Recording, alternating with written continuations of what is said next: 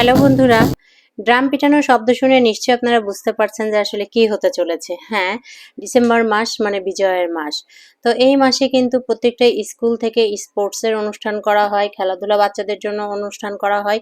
তো এই অনুষ্ঠানগুলোতে অবশ্যই সিনিয়র যারা আছেন, যারা কর্ম করেন তাদেরকে ইনভাইট করা হয়। সরকারি অফিস আদালতে যারা কর্তব্যরত আছেন তারা আমন্ত্রিত থাকেন। তো তাদেরকে জন্য কিছু ডিসপ্লে অনুষ্ঠানের আয়োজন করা হয়। তো এটাই হচ্ছে একটা ডিসপ্লে কার্যক্রম চলতেছে যে 16ই ডিসেম্বরে যে খেলাটা হবে তার আগেই যে অনুষ্ঠানটা করা হবে এটা রিহার্সেল চলতেছে। তো বাচ্চারা এত সুন্দর করে ড্রাম বাজাচ্ছে, আমি আমার বাচ্চাটাকে ক্লাসে দিয়ে হাই স্কুল প্রাঙ্গণে এসে দাঁড়িয়েছি। আমার কাছে ভীষণই ভালো লাগছিল আর নিজের স্কুল জীবনে একদম ফিরে গেছি।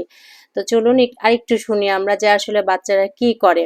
এখানে বাচ্চাগুলোকে কোনো বাচ্চা আছে ড্রাম পিটাচ্ছে আর এরা ড্রামের সাথে সাথে তালে তালে কিন্তু এই যে এদের যে শারীরিক কসরত সেটা করতেছে এবং টিচার যারা আছেন টিচাররা গাইড দিচ্ছেন। আমরা অনেক গার্ডিয়ান এখানে উপস্থিত ছিলাম, সবাই দেখছিলাম যে আসলে কত সুন্দর করে এখানে বাচ্চাগুলো তাদের কার্যক্রম করছে।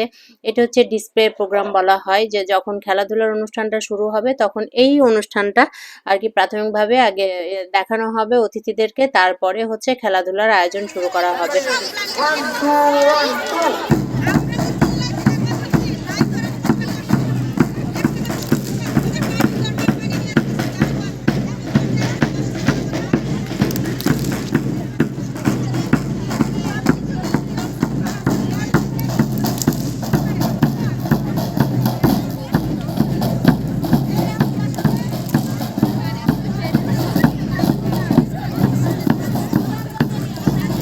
এখানে কিছু বাচ্চা হচ্ছে পানি নিয়ে আসলো, এরা হচ্ছে ভলেন্টিয়ার।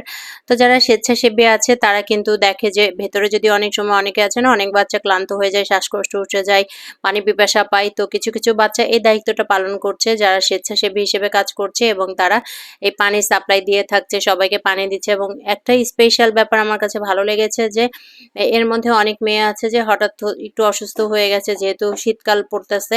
তো যাদের একটু শ্বাসকষ্ট হচ্ছিল তাদেরকে হচ্ছে ক্লাস টিচার এখান থেকে গ্রাউন্ড থেকে বের করে দিয়েছেন বলতে একটু রেস্টে রেখেছেন এবং পরবর্তীতে তারা যখন সুস্থ হয়েছে তখন তারা আবার এটাতে পার্টিসিপেট করেছে। তা আমি দারুণভাবে এনজয় করতেছিলাম, আমার বাচ্চাটাকেও সাথে এনেছিলাম। যখন আমি দেখলাম যে আমার বাচ্চাটারও এটা দেখার দরকার আছে, আমি আমার স্কুল জীবনে ফিরে গিয়েছি। আমাদের সময় তো আসলে এই পিটি হতো না, পিটি হতো কিন্তু এরকম ডিসপ্লে কোনো রিহার্সেল হতো না। তো খুবই মিস করতেছিলাম আমি আমার বান্ধবীদের। আমরা বান্ধবীর হচ্ছে পাঁচজনই ছিলাম ক্লাসের খুবই টপ এবং খুবই বিচ্ছু। পড়াশোনাতেও যেমন আমরা ভালো ছিলাম, বিচ্ছু বাহিনীতেও কিন্তু আমরা অনেক ভালো ছিলাম। তো এখানে দাঁড়িয়ে এই বাচ্চাদের যে কার্যক্রম এটা দেখছি, আপনারা নিশ্চয়ই আমার এই ভিডিও দেখে অনেকে মিস করবেন, তাই না? বাচ্চাদের এই কার্যকলাপ দেখে আপনাদেরও ইচ্ছে হচ্ছে যে আমরা একটু স্কুল জীবনে ফিরে যাই।